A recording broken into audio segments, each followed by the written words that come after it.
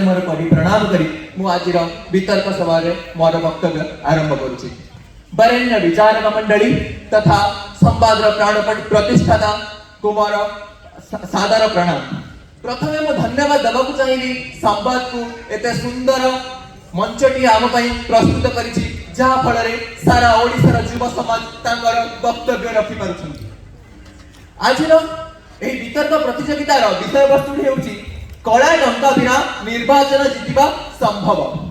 आज्ञा सांप्रतिक भारत रे वर्तमान स्थिति को देखि मुएर संपूर्ण विपक्ष रे बने। सांप्रतिक भारत रे कला टंका बिना निर्वाचन जीतिबा संभव न। एहार उदाहरण आरंभ करिबी 2014 साधारण निर्वाचन। गोटिए सांसद सीट पई जेते बेले निर्वाचन हुए प्रथमे आरंभ होइता है निर्वाचनी प्रचार।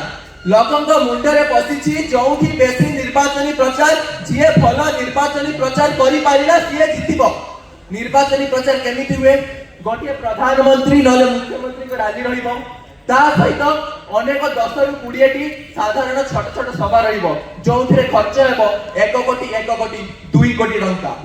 तापरे रहिबो सोशल मीडिया कैंपेनिंग, संवाद पत्र, फेसबुक, इंस्टाग्राम एथिरे जो सोशल मीडिया कैंपेनिंग होबो एथिरे खर्च हेबो 1.5 कोटी टंका।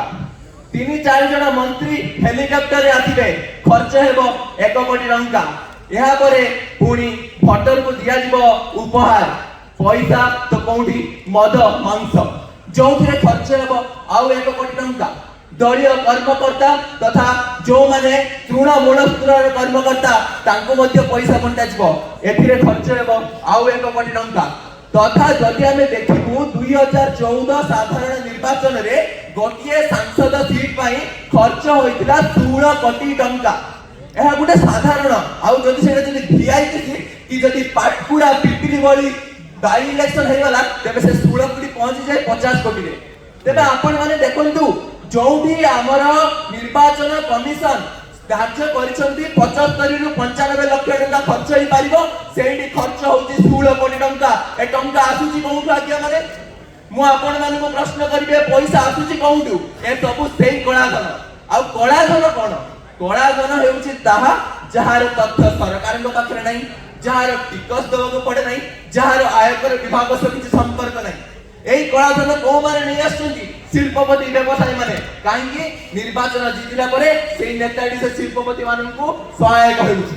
तेबे आपण माने कहिबे जे कलाधन कोन पई निर्वाचन रे व्यवहार होउछि? आपण देखंतु आजिर निर्वाचन रे लोक माने पैसा देखि वोट दउछंती। केही भी जणे एमिति गोटे प्रतिनिधि को वोट दउना जे तांगो भाई काम करिवो, समस्त वोट देउछंती पैसा थिबा लोकंकु। धनिक श्रेणीर व्यक्ति काहेकि प्रार्थी हेबे, काहेकि गरीब श्रेणीर व्यक्ति प्रार्थी हेबेनी? काहेकि ना ता पाखरे पैसा नै। जा पाखरे पैसा ता पाखरे वोट, जा पाखरे पैसा से निर्वाचन जीतिबो। तेबे एठारे गोटे शब्द अछि संभव। हां या भविष्य रे संभव। केते बेले संभव? जेते बेले हम समस्त सचेतन हबा, मो देशवासी सचेतन हेबे, मो ओडिसावासी सचेतन हेबे, तेबे जाइया संभव। प्रत्येक नेता जेते बेले सचेतन हेबे सेते बेले या संभव। कर्मे जिए नर कर्म एकादर जीवनर मानदंड। गोपबंधुकर एही बाणीटी निछक में आइया कर्म करि चालंतु सफलता निश्चय आसीबो। गणतंत्र को लोक मानक पाखरे पहुंचांतु, अर्थ पाखरे नुओ, व्यवसायी मानक पाखरे नुओ। तेबे जाई ए ओडिसा तथा भारत विश्व एक स्वतंत्र स्थान करिवो। एही कहि मोर वक्तव्य स्थान करछि। वंदे उत्कल जननी, जय जगन्नाथ।